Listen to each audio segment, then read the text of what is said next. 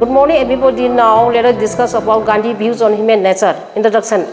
Human nature has been understood in different ways by different thinkers, philosophy, or school of thought at different stages of history. Different religions have different temperament and capacity.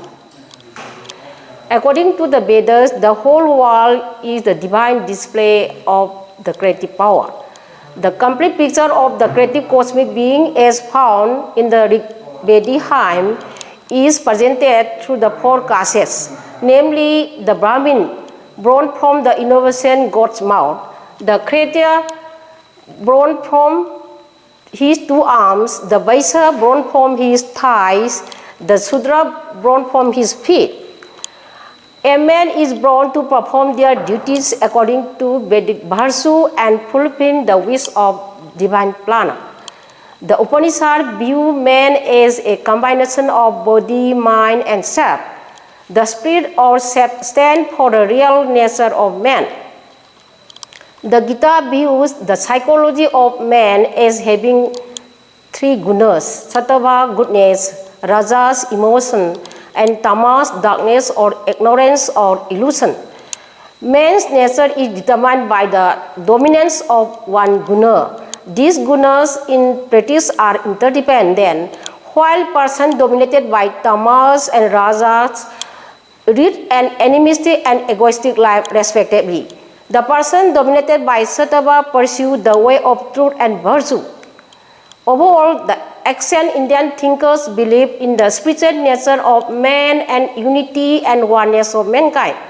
For them, the ultimate goal of life is liberation from the bondage of karma and suffering and self-realization through selfless service to one's fellow beings, etc.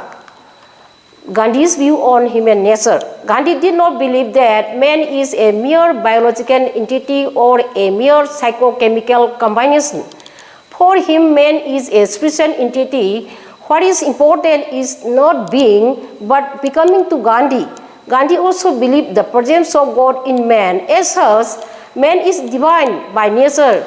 For him, God is neither in heaven nor down below, but in everywhere. This makes man a spiritual being.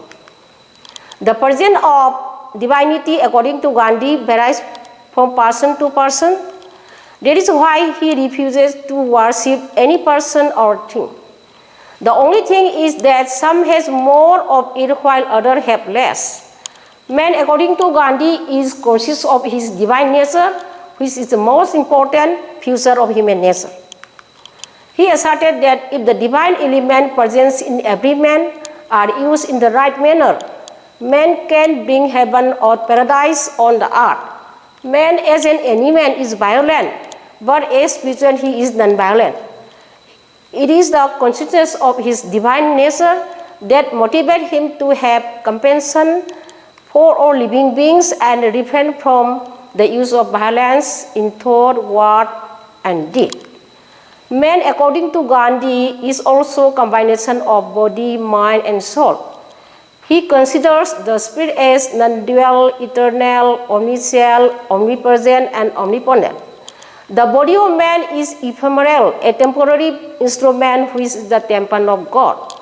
Man is often selfish, untrustworthy, and capable of self-deception, listless, lustful, and power-hungry. Gandhi saw enough of the darker side of man's nature. In this connection, he observed, quote, "I have had bitter experience and have sometimes burned my finger badly. Person whom I took to be thoroughly innocent have turned out to be corrupt. I have observed that the root of evil deep down in our own nature," unquote.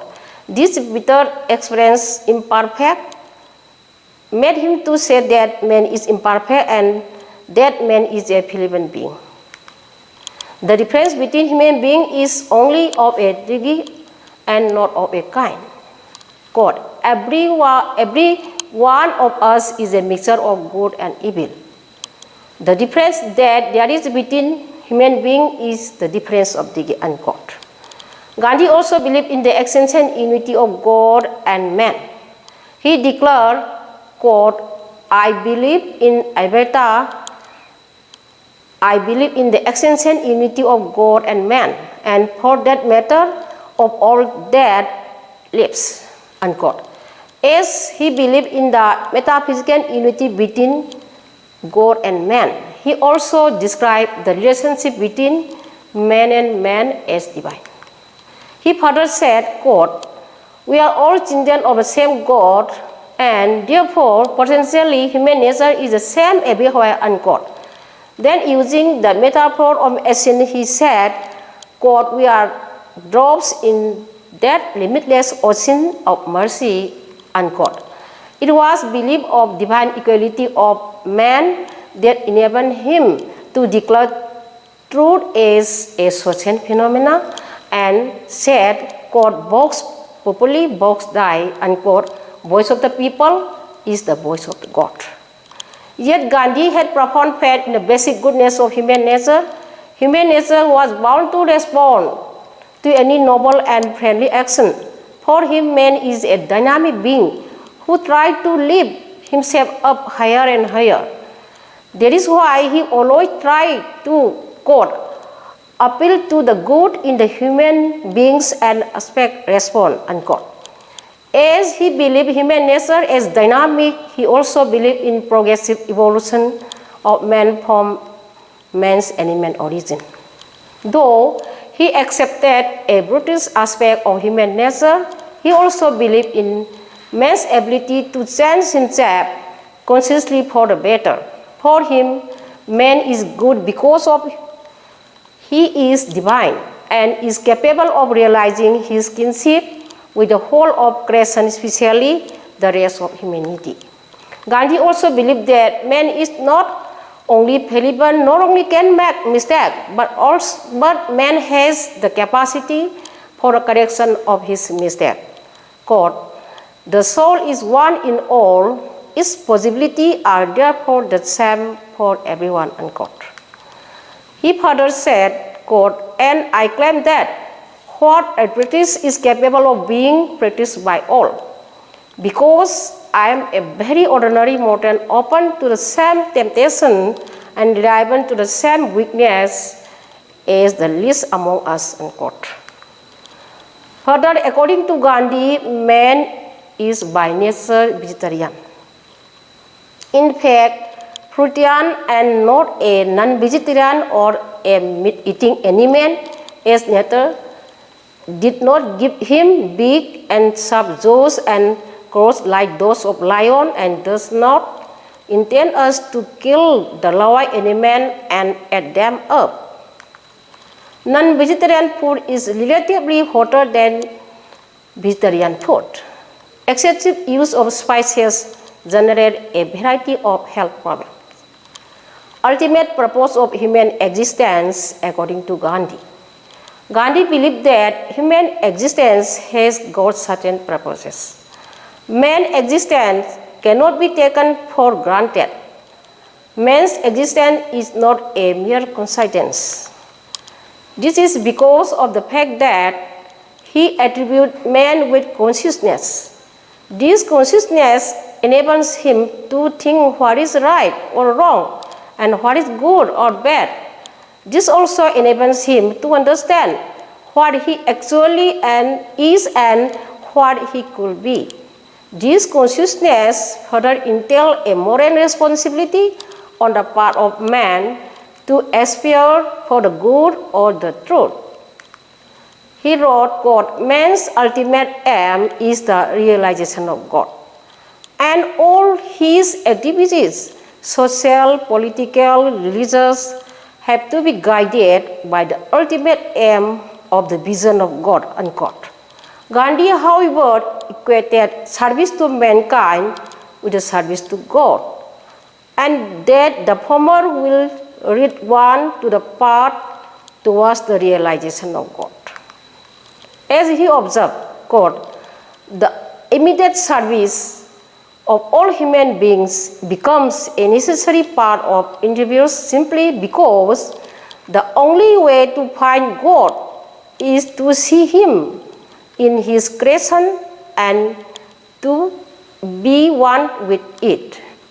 This can only be done by service of all. I am a part and person of the whole, and I cannot find him apart from the rest of humanity, unquote. He further said that in seeing God, one cannot ignore his countrymen, who are his neighbor of God, cannot be found apart from humanity. Development of moral self was another fundamental purpose of human existence.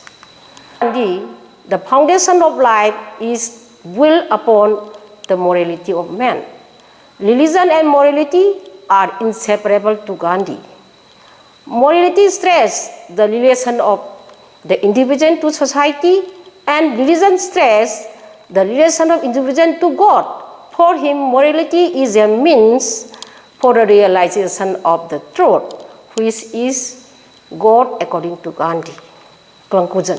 Gandhi basically believed in the spiritual nature of man, and as God dwells within all man, and also as all men equally belong to God by virtue of their being creation of God, there is not only unity between God and man, but also between man and man. This was the basis of Gandhi's acceptance of unity and oneness of mankind. Gandhi's idea on human nature, with its emphasis on the worth and dignity of man, unity of mankind, spiritual purpose of human existence, man's obligation toward the not only themselves but also their society at large, selfless service to others is a means to best serve one's own true interests. Developing one's moral self through service to the downtrodden, etc., and also his idea that the realization of the true interests of individual is inevitably connected with the realization of the true interests of mankind as a whole will go a long way in developing that culture of peace and non-violence.